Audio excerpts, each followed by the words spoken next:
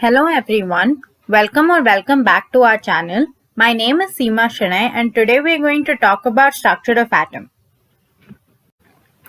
This video includes explanation for atomic models, blackbody radiation, photoelectric effect, wave and particle nature, absorption and emission spectra and line spectra. One of the first atomic models that were proposed was Thomson's The Model of the Atom. J.J. Thomson in 1898 proposed the model. The atom was considered to be spherical shape with a radius of 10 power minus 10 meters. The positive charge was uniformly distributed and the electrons embedded in such a manner as to give the most stable electronic arrangement. Many names were given to this model, such as the plum pudding, the raisin pudding, and the watermelon. The pudding or the watermelon were considered to be the positive charge, and the raisins or the seeds were considered to be the negative charge. This is the diagram of the Thomson's model. The model explains stability and electrical neutrality of the atom, but it couldn't explain the results of further experiments conducted. The next atomic model was Rutherford's nuclear model of the atom. Rutherford and his students Geiger and Marsden bombarded thin gold foil with alpha particles. This is known as the alpha particle scattering experiment. The diagram of the alpha particle scattering experiment is given here. This is the source of alpha particles. The alpha particles pass through a lead plate and bombard the gold foil and then provide scintillations on the photographic plate. The stream of high energy alpha particles from the radioactive source is directed at the thin gold foil, which has thickness approximately equal to 100 nanometers. The thin gold foil is surrounded by a circular fluorescent ZNS screen, which is also known as the photographic plate. The alpha particles strike the screen and a tiny flash of light is produced. The results were unexpected. According to Thomson, the mass of each gold atom should be spread evenly over the entire atom. So the alpha particles have enough energy to pass through the uniform mass distribution. The expected result in such a case was that the particles would slow down and change direction by very small angles as they pass through the foil. But the observation was as such. Most of the alpha particles passed undeflected. A small fraction of alpha particles were deflected by small angles and very few alpha particles bounced back, which is deflected by 180 degrees. Following are the conclusions drawn from the experiment. Most alpha particles pass undeflected implies that most of the space in the atom is empty. A few of the alpha particles are deflected by small angles and very few bounce back, that is deflected by 180 degrees. This implies the presence of an enormous repulsive force. The positive charge is not spread uniformly but is concentrated in a very small volume, which causes the repelling and deflection of the alpha particles. Calculations showed that the volume occupied by the nucleus is negligibly small in comparison to the atom. If the atomic radius is approximately equal to 10 power minus 10 meter, the nuclear radius was found to be approximately equal to 10 power minus 15 meters. Rutherford proposed the idea of the nucleus, the orbits for electron. The nucleus is surrounded by electrons that move around the nucleus with a very high speed in circular paths called orbits. Rutherford's model represents the solar system. The electrons in the nucleus are held together by electrostatic attraction. Atomic and mass number. Presence of positive charge is due to the presence of protons in the nucleus. The charge on a proton is equal but opposite to that of an electron. The number of protons is equal to the atomic number. In an electrically neutral atom, the number of protons is equal to the number of electrons. So the atomic number represented by Z is equal to the number of protons, which is equal to the number of electrons in the neutral atom. The mass of an atom is mainly due to the presence of protons and neutrons, which are together known as nucleons. The mass number represented by A is equal to the number of protons plus the number of neutrons. The element can be represented as AXZ, where A represents the atomic mass and Z represents the atomic number. Isobars are atoms with the same mass numbers but different atomic numbers. Example is 14C6 and 14N7. Both of these are isobars. Isotopes are atoms with the same atomic number but different mass number. These three are the isotopes of carbon with 12, 13 and 14 as the atomic mass respectively and 6 as the common atomic number. These two are the isotopes of chlorine with 35 and 37 as the atomic mass and 17 as the atomic number. These three are the isotopes of hydrogen with 1, 2 and 3 as the atomic mass and 1 as the common atomic number. The chemical properties are controlled by number of protons and electrons. Therefore, all isotopes show same chemical behavior.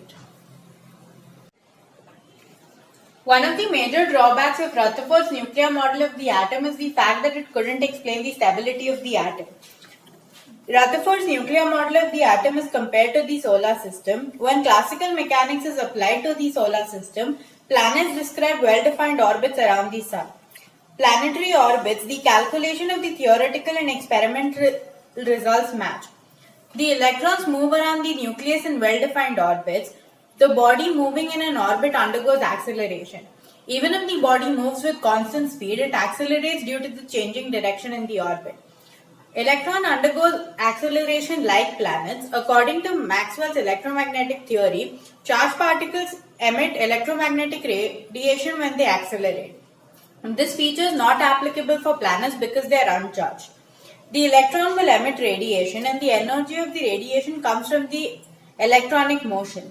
The orbits will continue to shrink and the calculation shows that it should take on the electron only 10 power minus 8 seconds to spiral into the nucleus. So therefore the nuclear model does not explain stability. Another question that arises is if the motion of the electron leads to instability, why not consider the electronic orbit stationary? If the electronic orbits were stationary, then the electrostatic attraction between nucleus and electron will pull the electron to form a miniature version of Thomson's atomic model. Historically, results observed from the studies of interaction of radiation with matter have provided immense information regarding the structure of atoms and molecules. Niels Bohr used these results to improve upon the model proposed by Rutherford. The two developments that played a major role in Bohr's atom model were dual character and quantization. Dual character of the electromagnetic radiation means that radiation possesses both wave-like and particle-like properties. Also, experimental results regarding atomic spectra, which can be explained only assuming quantized electronic energy levels in atoms. So let's talk about the wave nature of EM radiation. James Clerk Maxwell said that the interaction between charged particles or bodies and behavior of electric and magnetic field, he explained these on the basis of a macroscopic level. He said that when electrically charged particles move under acceleration, alternating electric and magnetic fields are produced. These fields are transmitted in the form of electromagnetic waves or radiation. Newton proposed that light is made up of particles or corpuscles. In the 19th century, the wave nature of light was established. Maxwell was again the first to reveal that light waves are associated with oscillating electric and magnetic character.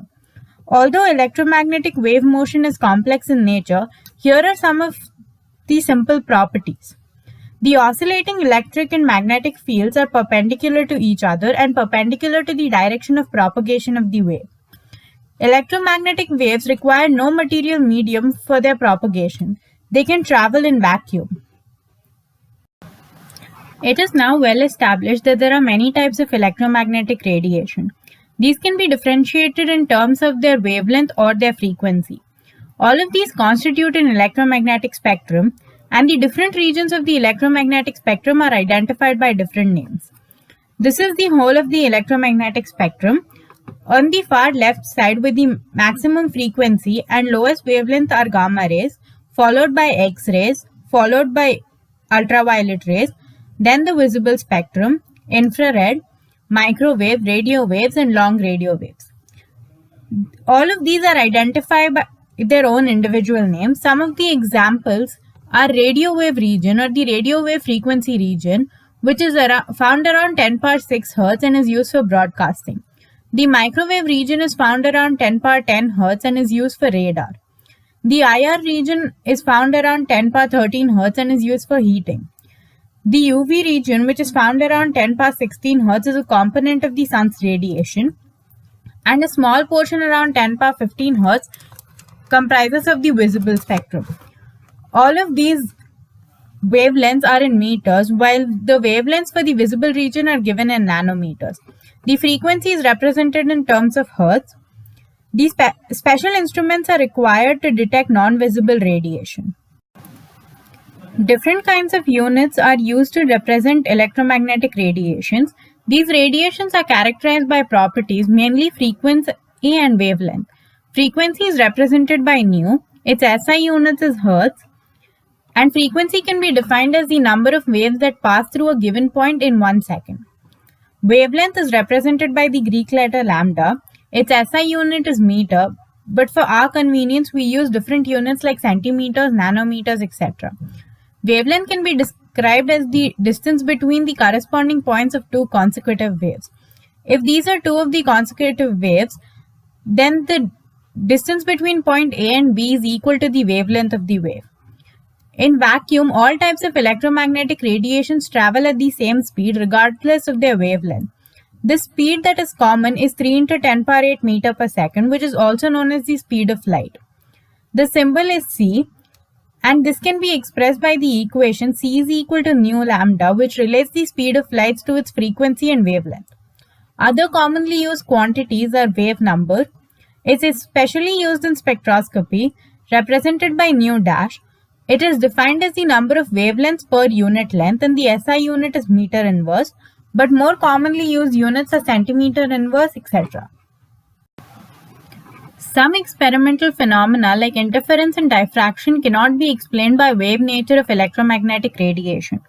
Diffraction is defined as the bending of wave around an obstacle, and interference is the combination of two waves of the same or different frequencies to give a wave whose distribution at each point in space is the algebraic or vector sum of disturbances at that point resulting from each interfering wave. Following are some of the observations which could not be explained with the help of the electromagnetic theory of the 19th century, also known as classical physics. Blackbody radiation, photoelectric effect, variation of heat capacity of solids as a function of their temperature, and the line spectra with special reference to hydrogen. Max Planck was the first one to give a concrete explanation of blackbody radiation. Radiation emitted by any solid at any given temperature is a result of vibration of its particles. At any temperature, radiation from a solid is a continuous range of frequencies. Example, when an iron rod is heated in a furnace, it turns dull red, progressively becomes more and more red as temperature increases. When heated further, radiation emitted changes from red to white to blue. The frequency of emitted radiation goes from lower to higher frequency. Different solids have different rates at which radiation is emitted. The rate is maximum when the solid is perfectly black. A black body is defined as an ideal body which is a perfect absorber and emitter of energy. A black body is defined as an ideal body. In practice, the closest approach to a black body is a hollow enclosure having a small hole. The radiation entering the chamber through the hole is completely absorbed due to the repeated reflections inside the hole. The radiation emitted by this is known as blackbody radiation. The exact frequency distribution of emitted radiation, which is given by the intensity versus the frequency curve from a black body, depends only on its temperature. At a given temperature, the intensity of the radiation increases, whereas the wavelength decreases. It reaches a particular max value at a given wavelength, and then the intensity starts decreasing with decreasing wavelength. Here is the curve of intensity versus the wavelength for T1 and T2, where T2 is greater than T1, where T is the temperature of the given body. The above experimental results can't be explained on the basis of wave theory. Planck came up with the idea that atoms and molecules emit and absorb energy in discrete quantities and not in a continuous manner. He gave the name quantum to the smallest quantity of energy that could be absorbed or emitted in the form of electromagnetic radiation. The given equation is E is proportional to frequency, where E is the energy, so E is equal to h nu. h is the constant of proportionality, and this is known as the Planck's constant. The value is equal to 6.626 into 10 power minus 34 joule second. This theory explained the distribution of intensity in the radiation from a black body as a function of its frequency or wavelength. In 1887, Hertz performed a very interesting experiment in which electrons or electric current were ejected when certain metals were exposed to a light beam. The phenomena is known as photoelectric effect. Here is a vacuum chamber. A metal is attached to one end of the electric circuit, which is then attached to a battery, a ammeter, and then to a detector. When a light of suitable frequency shines upon the metal, an electron is ejected, which is then detected by the detector. The results of the experiment were as follows. The electron was ejected from the surface as soon as light hits the metal. There is no time lag between the light striking the metal surface and the electron being ejected. The number of electrons ejected is proportional to the intensity of the brightness of light. For each metal, there is a characteristic minimum frequency, nu naught, also known as threshold frequency, below which photoelectric effect is not observed. At a frequency nu greater than nu naught, the ejected electrons come out with certain kinetic energy, such that the kinetic energy is proportional to the frequency.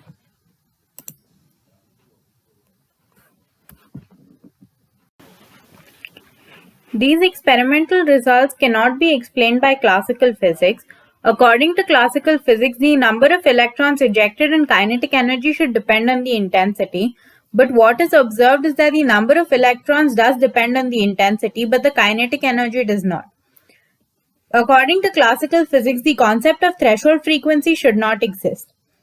For example, red light of frequency 4.3 to 4.6 into 10 power 14 Hz of any brightness or intensity may shine on a piece of potassium metal for hours, but no photoelectrons are ejected. But as soon as a very weak yellow light, frequency equal to 5.1 to 5.2 into 10 power 14 Hz, shines on a potassium metal, the photoelectric effect is observed. The threshold frequency nu naught for potassium metal is 5.0 into 10 power 14 Hz. Einstein was able to explain the photoelectric effect using Planck's quantum theory of electromagnetic radiation as a starting point. He said that shining a beam of light on a metal piece would imply shooting a beam of photons. The photons of sufficient energy would strike the electron in the atom of the metal, and the photon would transfer energy to electron during this collision, and the electron would thus be ejected from the metal without any delay. The kinetic energy of the ejected electron is directly proportional to the frequency of the electromagnetic radiation. The energy of the striking photon is equal to h nu. Minimum energy required to eject the electron is equal to h nu naught, which is also known as the work function, or W naught. The difference in this energy, h nu minus h nu naught, the difference between the energy of the striking photon and that of the work function, is equal to the kinetic energy of the photoelectron. This can be written as h nu is equal to h nu naught plus half mev square, where me is equal to the mass of the electron and v is equal to the velocity associated with the ejected electron. Greater the intensity of the light, greater the number of photons, which implies greater the number of electrons ejected. The particle nature of light explained black body radiation and photoelectric effect, but it couldn't account for interference and diffraction. The only way to resolve this problem was to consider wave-particle duality. When light propagates, it has wave-like properties, and when light interacts with matter, it has particle-like properties. Some of the microscopic particles like electrons also exhibit wave-particle duality.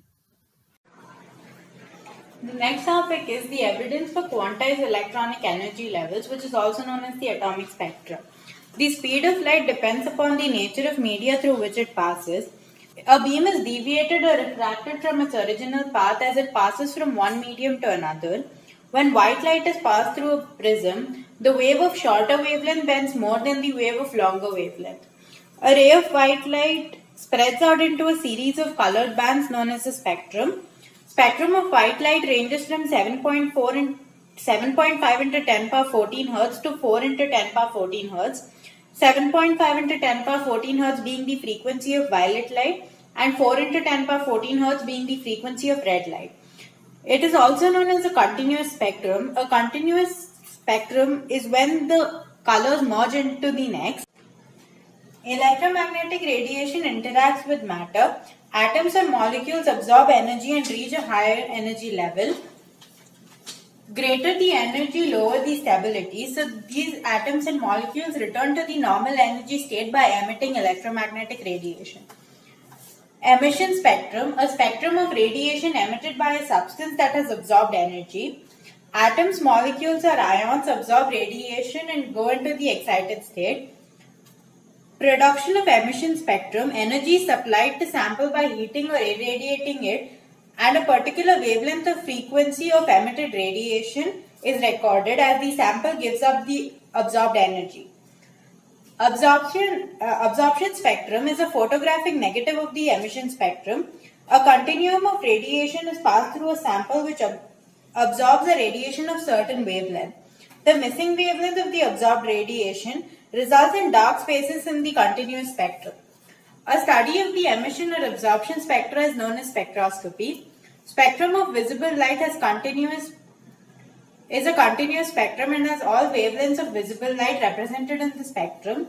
Emission spectra of atoms in gas phase has no continuous spread of wavelength from red to violet. Light emitted at only specific wavelength with dark spaces between them cause line or atomic spectra.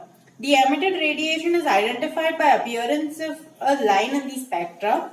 The line emission spectra is of great interest for electronic structure. It is used as a fingerprint for elements.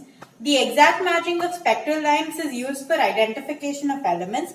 It was used for the discovery of rubidium, cesium, thallium, indium, gallium and scandium. Thanks for watching. Please like, share, comment and subscribe for more videos like this. Hit the bell icon to get notified every time I post.